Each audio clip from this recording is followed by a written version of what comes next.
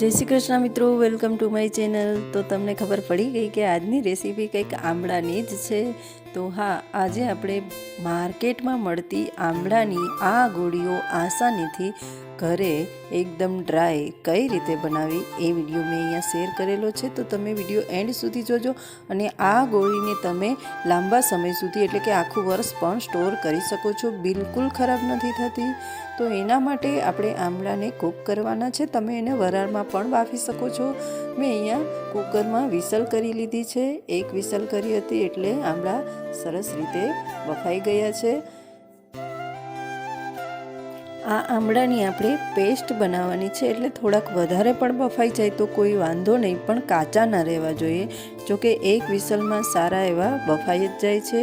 તો મેં અહીંયા મિક્સી જારમાં એની આ રીતની પેસ્ટ બનાવી લીધી છે। એકદમ સ્મૂથ પેસ્ટ બનાવવાની છે આપણે। તો હવે આપણે આ આમળાની અડધી પેસ્ટ આપણે લેવાની છે, કેમ કે અડધી પેસ્ટમાંથી આપણે બીજી રેસીપી બનાવવાની છે, એ પણ હું વિડીયો શેર કરીશ। તો આ અડધી પેસ્ટ લઈશું ગોળી બનાવવા માટે, અને એટલા જ પ્રમાણમાં અથવા તો એનાથી વધારે આપણે ગોળ નાખવાનું છે, કેમ કે આમળા ખાટા હોય છે અને થોડાક તુરા પણ હોય છે, એટલે એનો ટેસ્ટ થોડાક ગોળથી જશે નહીં, એટલે આપણે ગોળ વધારે નાખવાનો છે। થોડીક વાર માટે આપણે એને એમણે ગેસ ઉપર શેકવાનું છે અને પછી આપણે એમાં ગોળ ઉમેરીશું। ગોળ નાખી અને આપણે મીડિયમ ગેસ ઉપર આપણે એને હલાવતા રહેવાનું છે। જો તમારે બીજું કોઈ કામ હોય અને તમે એને એમણેમ ઉકળવા દો તો પણ ચાલે, તો પણ ગેસ આપણે સ્લો રાખવાનો છે, ફાસ્ટ નથી રાખવાનો। અને જો ફ્રીજ હોય તો આપણે એને સતત હલાવતા રહેવાનું ફાસ્ટ ગેસ ઉપર।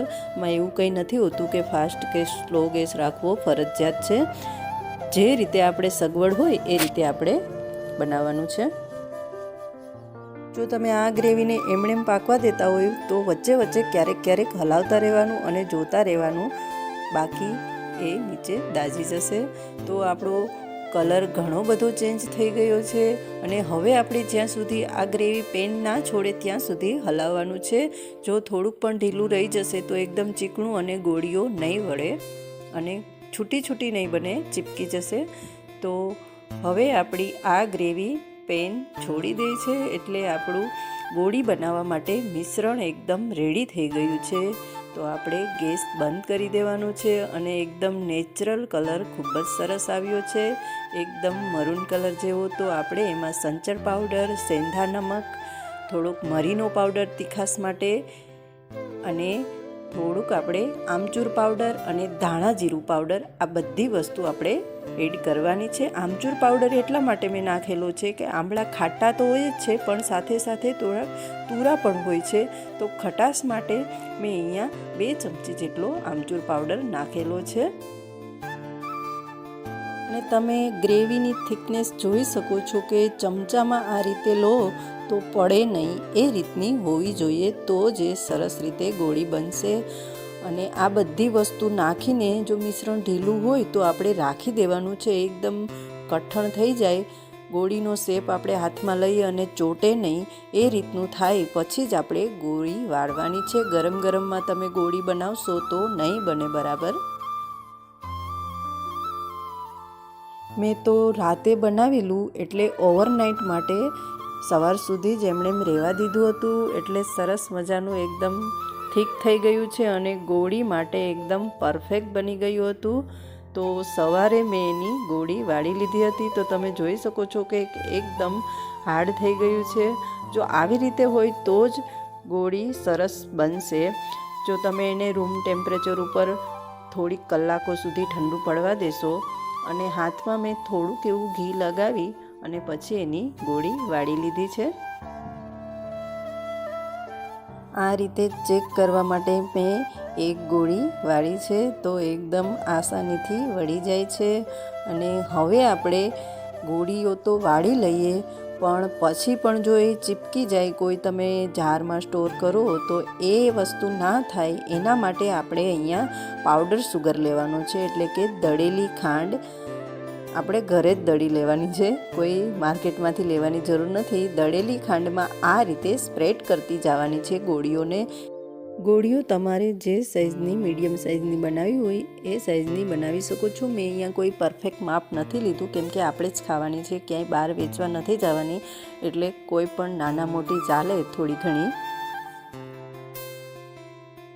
આ રીતે આપણે ડાયરેક્ટલી જ ખાંડ પાવડરમાં સ્પ્રાઇટ કરતા જવાની છે, બાકી એ ડીશમાં પણ ચીપકી જશે. બાકી તમારે ફરીથી મહેનત કરવી પડશે, બધી ચોટી જશે. એટલે તો આપણી બધી ગોળીઓ વળી ગઈ છે અને એકદમ ડ્રાય પણ બની છે, કેમ કે આપણે સારી રીતે ગ્રેવીને પકવેલી હતી અને આ રીતે પાવડર શુગરમાં સ્પ્રાઇટ કરી દીધી છે. એટલે તમે જારમાં પણ ભરશો તો એ બિલકુલ ચીપકશે નહીં, એકદમ છૂટી છૂટી જ રહેશે. અને આને તમે લાંબા સમય સુધી અથવા તો આખું વર્ષ સુધી તમે ખાઈ શકો છો.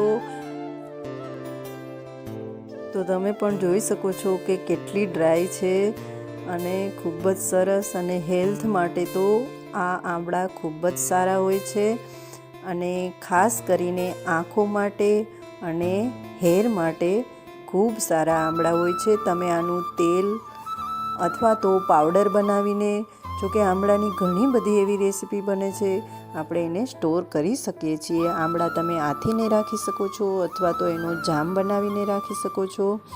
તો મેં આગળ પણ આંબળાની 1-2 રેસીપી શેર કરેલી છે અને હજી પણ હું 2 રેસીપી શેર કરવાની છે.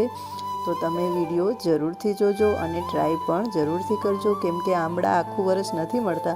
તો આ રીતે આપણે સ્ટોર કરીએ અને આ ગોળી તો એટલી મસ્ત બની છે કે નાના બાળકોને પણ પસંદ આવશે, કેમ કે આમાં આપણે સંચળ પાવડર અને નિમક, મરી પાવડર આ બધી વસ્તુ એડ કરેલી છે, એટલે થોડી ખાટી અને ખારી પણ લાગે છે. એટલે એકદમ જે આપણે ચોકલેટ ખાતા હોઈએ એ રીતની લાગે છે. તો હવે આપણે એને બરણીમાં ભરી દઈશું કોઈ પણ એરટાઇટમાં, અને એન્જોય આખું વરસ કરવાની છે. ખૂબ જ સરસ અને હેલ્ધી આ ગોળીઓ છે. જો તમને મારી આ રેસીપી પસંદ આવી હોય તો વિડીયો શેર જરૂરથી કરજો અને લાઈક પણ આપી દેજો, અને ચેનલમાં નવા હોય તો પ્લીઝ સબસ્ક્રાઈબ કરી દેજો. તો હવે પછી મળીશું નેક્સ્ટ આંબળાની રેસીપીમાં. તો ત્યાં સુધી આવજો.